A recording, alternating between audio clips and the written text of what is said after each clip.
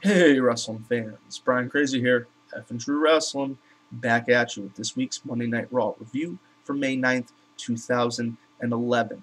I do have to apologize my demeanor a little bit. This morning I had an appointment. It was a follow-up. I was in an accident a couple of years back.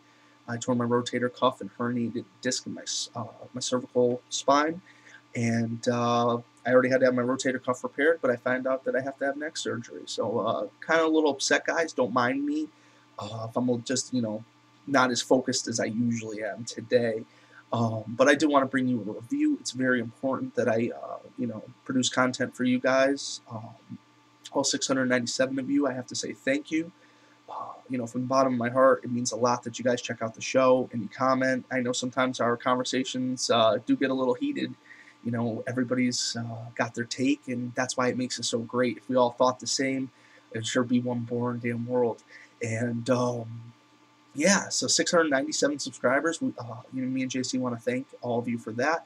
And we're about to reach our year anniversary mark, May 13th. So please join us with that. We're hoping to have an anniversary video. We're hoping to post, it's not up right now, but the first video we ever did for F and True Wrestling. It was a pretty good conversation about WrestleMania 25 versus 26.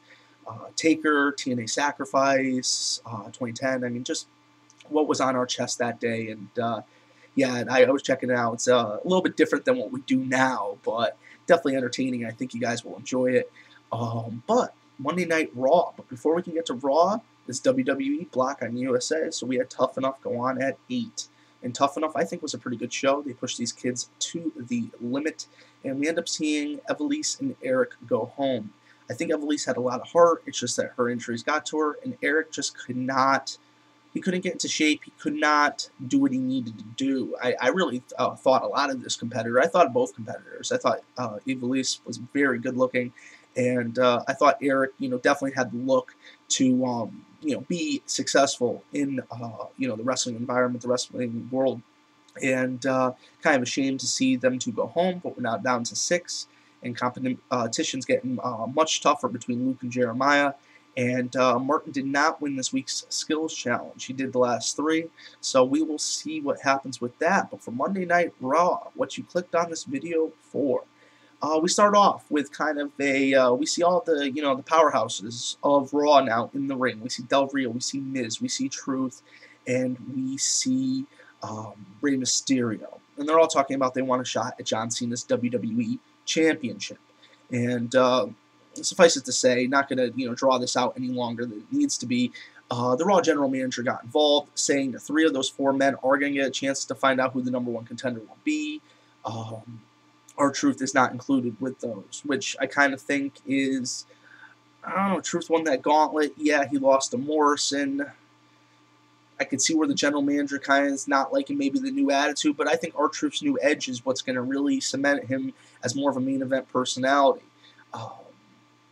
Like you said, I was the guy that was dancing saying what's up and nobody took me seriously. Now that, I'm a bad, maybe somebody will take me seriously. So let's see what happens.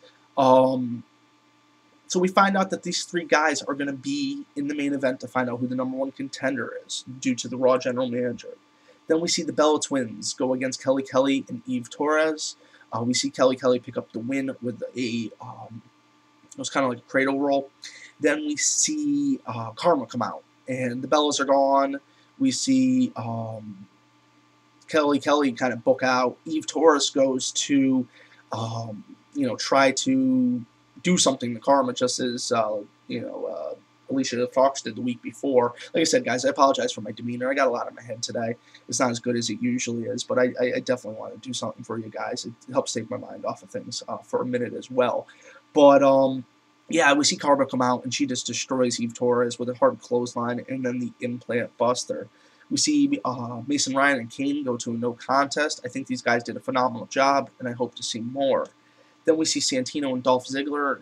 This was kind of a mismatch. I do like Santino, but Dolph Ziggler just dominated, won with the zigzag. Then we go into John Cena versus Alex Riley in a 9 title match. This was Alex Riley's way of trying to redeem himself after kind of costing Miz the rematch for the WWE Championship. Miz had it won. He had the belt he used to hit Cena, hit him behind his back. And Alex Riley raised that hand that had the belt. The referee saw it. the rest is history. John Cena did pick up the win, but Alex Riley did look very promising. I've seen him in person wrestle. He's got a lot of promise, guys.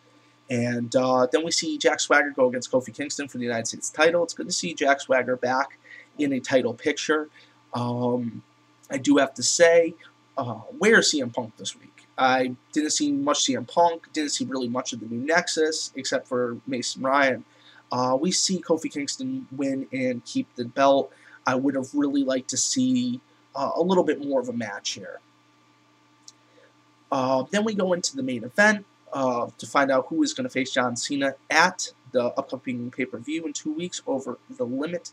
We see that Miz picks up the victory, and John Cena comes out, and it's going to be an I Quit match.